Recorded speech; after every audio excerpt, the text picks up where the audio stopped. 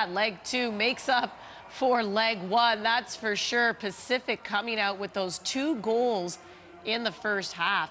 All over Atlético Ottawa in this one. They are moving on to the TELUS Canadian Championship semifinal. Atlético Ottawa has never been to the semifinal. They're going to have to wait another year. This is familiar territory for Pacific. Andy, Gareth, Jordan with you. What did you make of leg 2 of this quarterfinal? What a performance by the home side in Pacific. I don't think we can overstate how disappointing this is for Atlético Ottawa. A team that's run it, like top of the table in the Canadian Premier League. They're coming here understanding that Pacific's down some key players.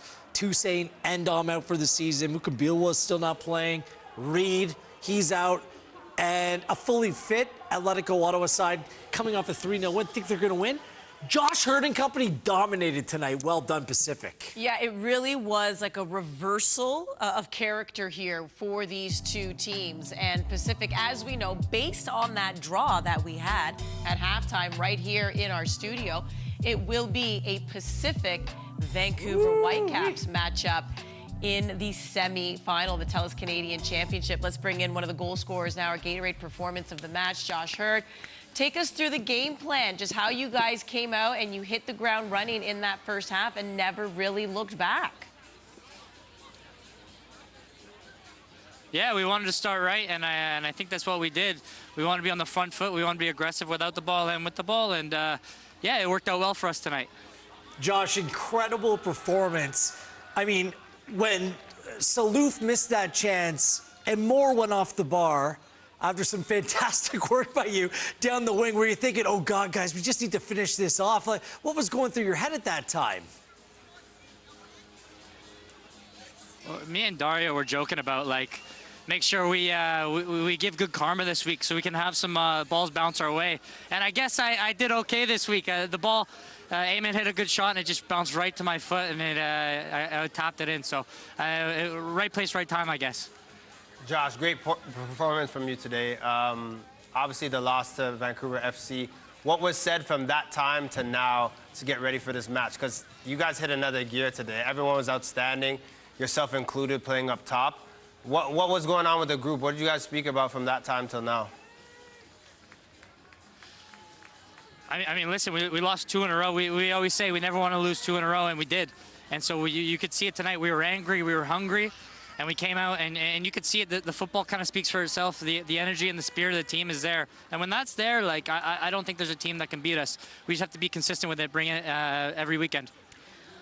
We know who your semifinal opponent is going to be, Josh. Before we let you go, it's going to be the Vancouver Whitecaps. There's some history as well in this Canadian Championship between these two sides. What are you looking forward to? I'm hoping we get a good game here, and we get a repeat from 21. That'd be good fun. But no, they're a solid team, and we got to respect them. And I'm excited for the occasion. It's good for BC soccer as well. Canada soccer, BC soccer, all the soccer. Exactly, and we can't wait to watch it. Congratulations on the win and continuing your quest for the Voyageurs Cup, Josh. Good luck, bud. Perfect. I appreciate it. Thanks a lot, guys. Cheers. Josh Hurd getting that second goal for Pacific here tonight. Pretty stoked to be taking on Vancouver, that's for sure. Gareth has been taking credit ever since halftime, by the way. I'm just going to say, the way that it worked out, I think the fans should be thrilled about the way the draw played out. I get it. The owners should be thrilled, the coaches, the players, because these are going to be 2 occasions. A little bit of a BC derby, Pacific and Whitecaps, then Toronto FC and Forge. Fans are going to be able to travel. You don't have to fly across the country, anything like that. This has worked out perfect. So, yeah. Well done on the draw. Here we go. Well done. Good drawing. Well done to see. You swirled around some spears, and then anyways, let's talk about the goals that happened here tonight. Let's go through the 3 of them. And like we had said before, Pacific, Josh even said it, they wanted to come out on the front foot. It's one thing to say you want to do that. It's another thing to actually accomplish it, right? So when you go through these 2 goals in particular by Pacific, what did they do right? They bought into the game plan that James Merriman had, and look, Quintana there, he kind of muscled out Twardek, but there's a bit of fortune when you put yourself in the right position, right place at the right time, right? And he was wrestling with Quintana, gets forward, and that is a clear handball from Del Campo. But then Saluf goes the same spot every time, as Will's mentioned at halftime, but slots that home with confidence. But you like the Pacific side because they've never played this formation with Saluf kind of in the 10 or false 9, however you want to look at it, and Moore and Hurd up. But it worked. Everyone bought into the position, everyone bought into the plan, and they were the more aggressive side first half. Two strikers. I've been saying this for years. If you've been watching us here on One Soccer, some variation of this 4-4-2 is the way to go. But the way the two strikers play, they play further apart. Yeah. And Moore and Hurd weren't that connected. They played wide, opening up that space in the middle for Saluf. It just wasn't just what Saluf was doing from an attacking perspective. He sat on Zapater and was like within arm's reach of him defensively the entire game. Saluf is not known for a player to track back. On the wing, that's a lot of running. But he just stayed with Zapater stride for stride, completely took him out of the game, forcing Carlos Gonzalez to change his tactics. This was a masterclass not only by Saluf, but James Merriman in setting up this game plan because they were the progressive team throughout this game. Well done to James. And Great Saluf, coaching. yeah, I mean, he didn't score from open play, but really looked good in that position. To your point, got to be good to be lucky, lucky to be good. Gets that PK. What about the Josh Hurd goal? Take us through that. Guess what? Eamon Saluf was on fire. It comes from a throw-in. Look at the body work by Hurd. DeBrienne plays passive, then DeBrienne watches. Look at how much time and space. Saluf just turns. You can't allow the most dangerous player on the field there to have that much room. 3 Atlético Ottawa players marking space, and then more players watching as it caroms out the post. I'm with Josh Hurd. This is ball luck, but look, he spins on Singh and just puts the ball into the back of the net. But that goal, I'm not going to put it on Luke Singh first and foremost. Someone needs to be on the most dangerous player on the field in Eamon Saluf. And just the ball watching, Ottawa's better than that, quite frankly. It seems like we're saying it every week, but when you're in a goal-scoring opportunity, when you're in shooting range, 25 and out for me is shooting range, pressure has to be on the ball. Yep. Midfielder has to go out no matter what. But we got to give credit to Eamon Saluf as well. That's his weak foot. That's a left foot shot that was marginally going in, ricochets off the post, and then right place, right time for Josh Hurd. Before we get to Ottawa's goal, where we kind of started to go, uh-oh, because remember, Ottawa just needed a draw to move on. Pacific could have had more goals. You could look at this team, and you're thinking that, yes, this is maybe why they've only scored 6 goals in 7 games in the Canadian Premier League in the season. Because you could have put this team away. Wheels and I were talking here. Play him now. No. Oh, that extra touch, maybe I think Yates does well to go from right to left and still get on target. But Ryan Moore plays him a bit late, right? Even here, beautiful. You're trying to steps. He was good tonight. You play route 1. Josh Hurd does what Josh Hurd does, and when he's running out of player and has one thing on his mind, is so direct, plays a square. This has to be 3-0. Look at this. He's wide open.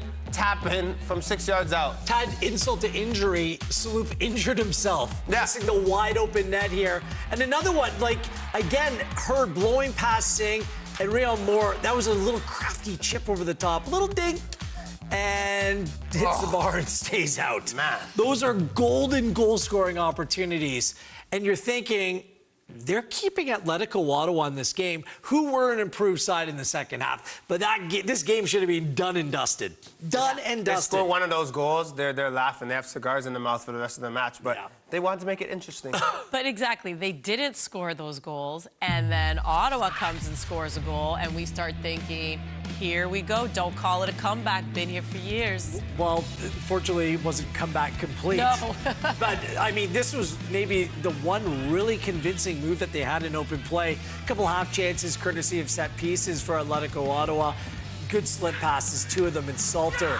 I mean, this is a player that's trying to get back to his top game. He's been outshined by Ruben Del Campo and just puts it through Sean Melvin. The goalkeeper will think that he could maybe have done a little bit better on this one as well, but the ball's right there by Bassett and the substitute Moorer that really created that for Salter. It's a great Atlético Ottawa goal. Players running off the ball, a slip pass. But yeah, Melvin, I know it's difficult for a keeper, but you just want to make yourself as big as possible. Take that one in the chest. But what I will say about Pacific is that they didn't look to panic a bit. Like 2-1, you're thinking Atlético Ottawa just has to score 1 goal, but they seem a bit steady. Maybe it's because they're probably the best defensive side in the Canadian Premier League, but I thought the better side won today. When you look at the Pacific team, star performers across it. Lajeunesse, who's come in for Mukabilawa, Like him. left back. I love this player. He works his socks off. It's an honest effort each and every game. He's not bombing up and down the wing like Luke is, or even Mukabilawa to a certain degree. He knows his but strengths. he's positionally sound. Yeah.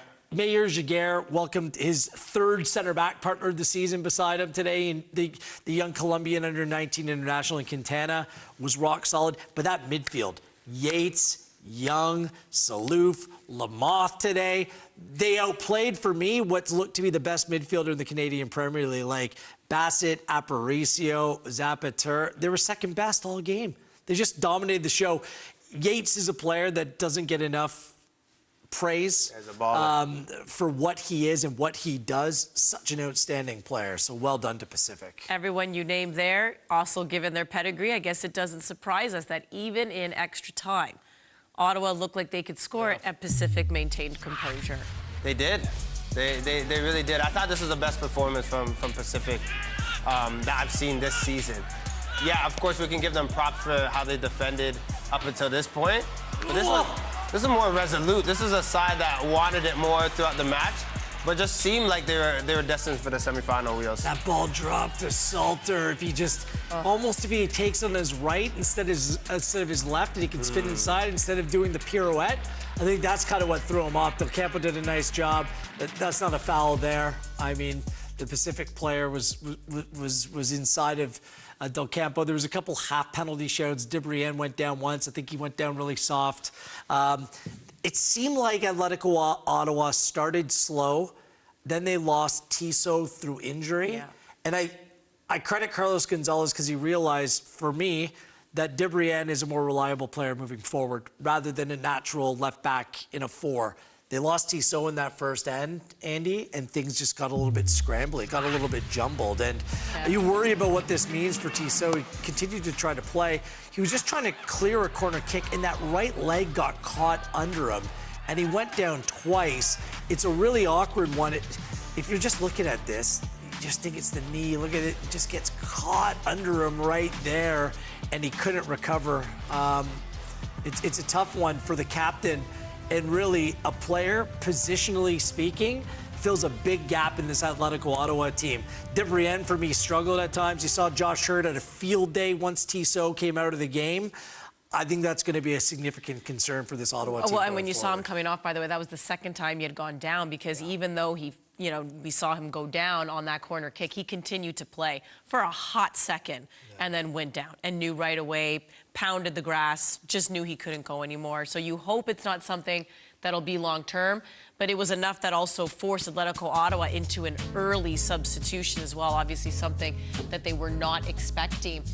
We're talking about this game right now, and you know what? We're going to talk about it more tomorrow. One Soccer Today, Monday and Thursday, 7 p.m. Eastern, where we talk about the big stories in the world of soccer, CPL, MLS, Canadian national teams, overseas, you name it, we got it. Pacific, they're moving on 2-1 aggregate. They are going to the semifinals. They will be facing the defending Canadian champions, Vancouver Whitecaps. Woo. We continue to break this one down right here, Matchday Live on One Soccer. Toyota's electrified vehicles are for everyone. Every chauffeur, snack connoisseur, every scenery soaker, practical joker, every road tripper, toe dipper, every 9-to-5er, every long driver. Starting over 20 years ago with the Prius, we now have the largest lineup of electrified vehicles in Canada, because this journey belongs to everyone.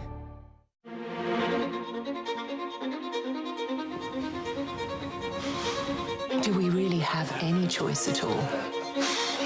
Everyone has a choice, and every choice has a consequence. Which do you choose? Life's full of tough choices, isn't it? How do you choose?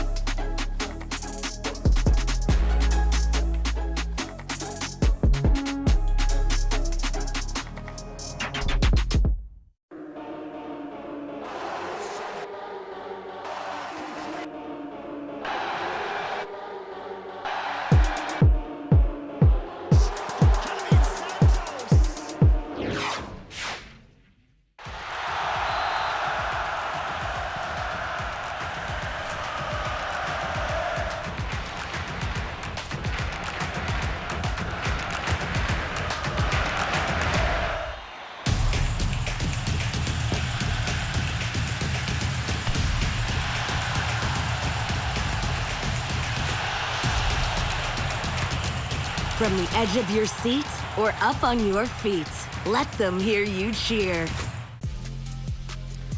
Here's a look at your full-time stats. 22 shots by Pacific, 11 on target. It was 6-0 after the first half on target. So Atlético Ottawa getting back into the game in that second half, but really pedal to the metal for Pacific.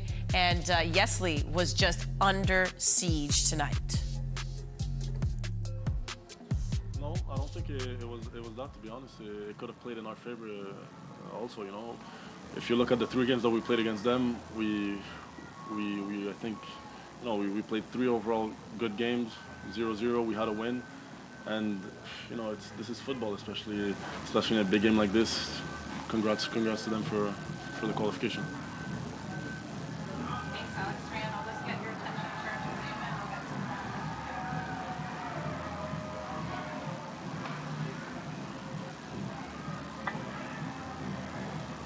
First question for Ryan goes to you, Atlético Ottawa. Go ahead. Thank you very much, Trisha. Salut Ryan, Justin, Francis, s'il te plaît, parle-moi un peu du match de ce soir, la performance et comment tu te sens en ce moment. Comment je me sens en ce moment, c'est sûr que je suis extrêmement déçu. L'objectif, c'était de se qualifier. C'est le plus gros match de la saison, comme je l'ai dit plus tôt. Wonder if we'll see more of Ryan Yesley as Atlético Ottawa. This is their first defeat, by the way. Undefeated in league play, but first defeat of the season. He's looked good in between those sticks. Nathan Ingham is back, but so far it seems like Carlos Gonzalez wanting to go with Yesley. As we take a look at match week 8, Forge will look to bounce back from their loss to Atlético Ottawa, taking on York. It'll be Pacific Cavalry. Ottawa will face Halifax Wanderers, and then you have Valor facing Vancouver. Home opener for Valor. Yeah, welcome back home. What a trek on the road for them.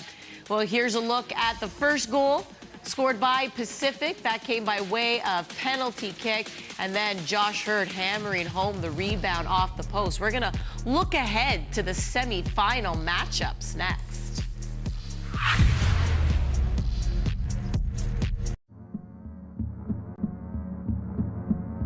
Gatorade, with electrolytes to help replenish what's lost in sweat, carbs to help fuel your working muscles, and fluids to help you hydrate. Scientifically formulated so you never stop competing. I do this for my town, my time, my time. None of you people can tell me to stop. Rehydrate, replenish, refuel. Gatorade.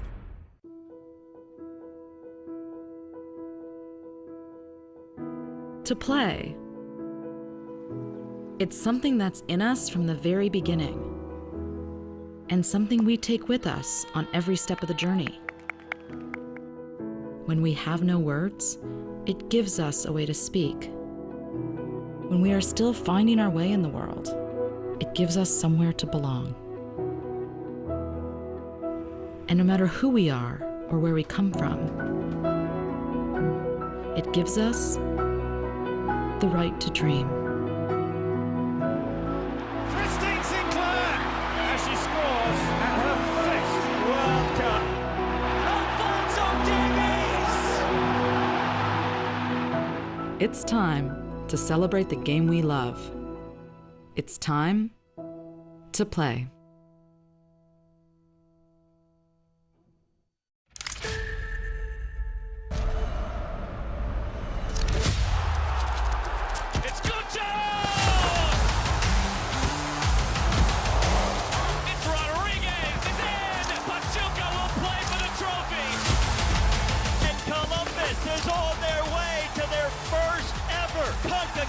Champions Cup final.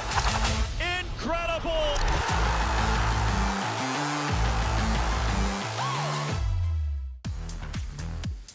Semi-final of the TELUS Canadian Championship will kick off in the second week of July. Pacific, Vancouver, Forge, Toronto, and these teams have history against one another. Pacific, of course, defeating Vancouver 2021. Then in the 2020 final, which was actually played in 2022, whatever, pandemic, we know, it was Forge, Toronto.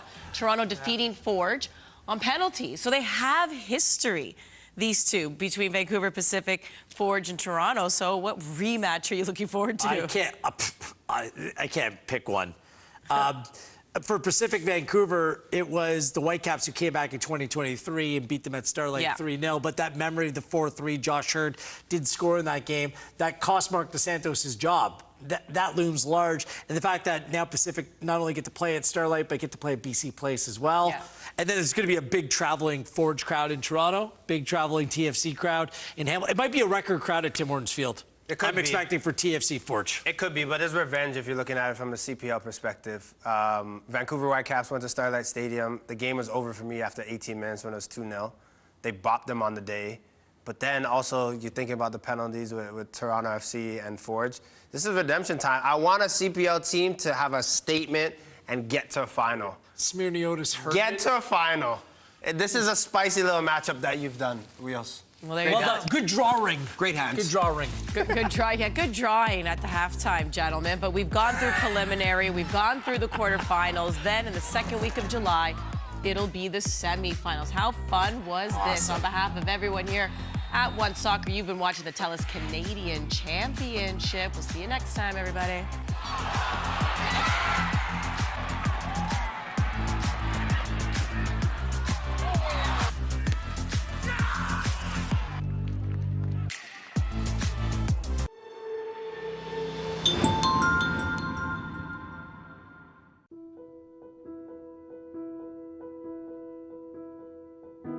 To play,